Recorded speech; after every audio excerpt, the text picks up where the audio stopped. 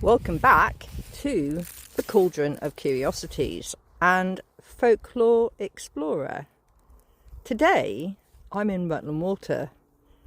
Rutland is quite unusual in that it is the smallest county in the United Kingdom, and Rutland Water itself is 50 years old.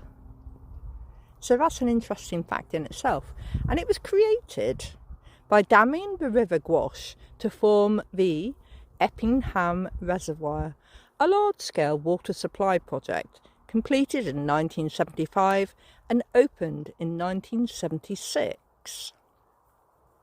The creation of Rutland Water required the flooding of two villages, Nether Hambleton and Middle Hambleton. When I first read this, I thought, what happened to the churches and the graveyards and people's belongings, the places that people like to return to?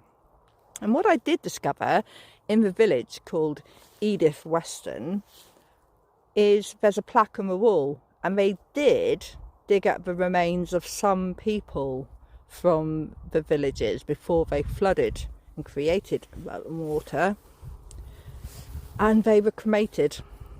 But there is a plaque that remembers them if anybody is looking for relatives who were buried in Nether Hambleton or Middle Hambleton.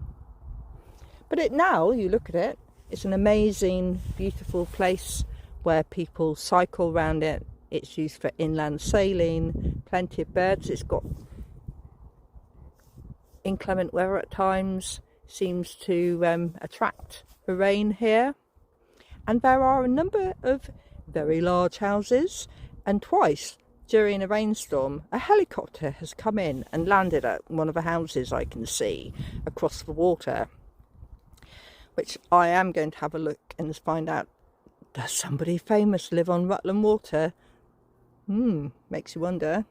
So if I do find anything out, I may come back and tell you about that, but you never know. If you want to comment and ask and say, did you find out who lives in the house with a helicopter but uses it to commute rather than go on the roads, I might have an answer for you by then. What else is there to say about this place? Well, there's a good number of swans here and Canadian geese, and we haven't actually gone on to what looks like a beach because we've got to the edge and it looks like sand, but it is not sand. There is a place on the edge of Rutland Water called Oakham, and Oakham is meant to have a ladies' well, and the ladies' well at Oakham was reputed to heal your eyes if you had problems with your eyesight. And the idea was that you would throw a pin into the water and then take the waters of the ladies' well of Oakham. It seems that now the area has been left to overgrow. And I've noticed that with a few of the wells around the United Kingdom, because there are a lot of springs and wells that would have had healing waters and powers. People have let them overgrow, or they've built over them, or they're in someone's garden and you can't access them anymore, when once upon a time the waters of this land were freely available to all. Then there was the piece about how they found an Ichthyosaurus in the bottom of Rutland Water, and this they called the sea dragon. Now, what I found was interesting, so there's only been water here for 50 years. Why didn't they do the digging for the Ichthyosaurus 50 years ago? Because people were doing archaeology then, weren't they, digging up dinosaurs? Otherwise the Natural History Museum wouldn't be here, would it? So there's another interesting piece. So it makes you wonder what else is lying under the depths of Rutland Water. Probably a few fisherman wires and bits and pieces. And it does say it's deep water. I wonder if there's any plans to excavate anything else. So I have been having a wander around, and as I say, there's money around here. Even though there's money around here, there has been talk about a massive solar farm the size of Rutland Water on the edge. They're planning on putting all these solar panels up on prime land where they could grow maybe wheat, so we didn't have to buy it from America. That would be a good idea, wouldn't it?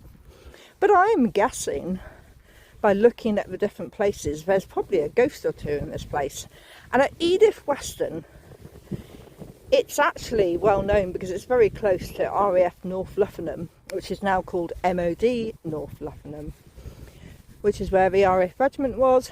And during the war, a Lancaster bomber crashed there, losing its Royal Australian Air Force and Royal Air Force crew. And there's a plaque in memoriam to them at St Mary the Virgin Church in Edith Weston. So I'd imagine there's some ghosts around there too, if you should wish to wander in Edith Weston. Now, you might be wondering, how has a village ended up with the name Edith Weston? Well, apparently Edith was really Edith of Wessex, and she was married to Edward the Confessor. So she was a well-known woman of the area, and so they named a village after her. Even the school is named Edith Weston Academy. And I walked through Edith Weston Village, and this is a village that is very nicely put together. Golden stone walls, beautifully designed gardens, and you're wondering where the people like me live, because they definitely don't live in that village by the look of it. It's got some beautiful cars there. Just think Porsche, Jaguar, maybe the odd BMW, but talking top of the range cars parked up outside the cottages. So yeah, you can imagine the contents of the village shop. A little bit of venison and free range, which is good if you're looking for healthy alternatives to ultra processed food. But do go and visit. Go and look at the 14th century church, St Mary the Virgin, and it's got some interesting gargoyles on the outside, which I will put some photographs up on my Instagram account, The Wandering Witch's Apprentice, which is Bumblebee's account, because Bumblebee does like me to put up photographs of where he's been, so that his family know what he's been up to. So there you go, a little bit about Rutland Water. Thank you for listening to this episode of the Cauldron of Curiosities. If you enjoyed this dip into folklore, don't forget to follow the podcast, share it with a friend, and keep your lantern handy for the next curious tale.